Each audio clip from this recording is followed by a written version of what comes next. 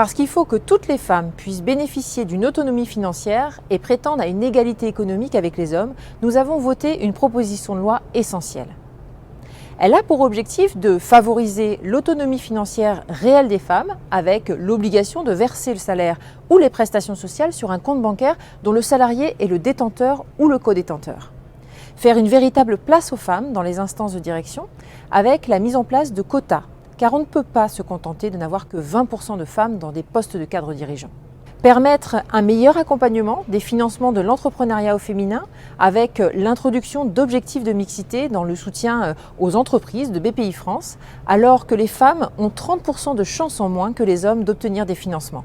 Également, aider les mères célibataires qui constituent 85% des familles monoparentales dont un tiers vit sous le seuil de pauvreté en permettant l'accès à des dispositifs de formation et en réservant aussi des places en crèche. Elle permet également de lutter contre les biais de genre dans les choix professionnels. Il faut savoir que les femmes ne sont que 26% en école d'ingénieur.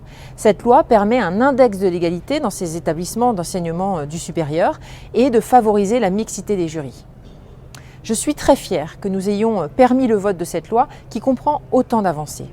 La bataille pour l'égalité entre les femmes et les hommes se fait à tous les niveaux, dès le plus jeune âge, pendant les études, dans le milieu professionnel, mais aussi au niveau politique. C'est pourquoi j'ai tenu à déposer des amendements visant à améliorer la parité au sein des mandats électoraux, en proposant notamment la parité dans toutes les communes, des intercommunalités davantage paritaires ou encore des obligations de parité encore plus fortes pour les candidats aux législatives.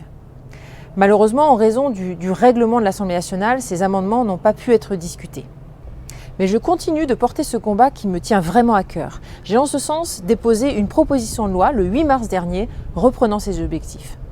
Au même titre qu'un homme, une femme doit pouvoir choisir sa carrière professionnelle, les fonctions auxquelles elle souhaite prétendre sans qu'aucune contrainte liée à son genre ne puisse exister.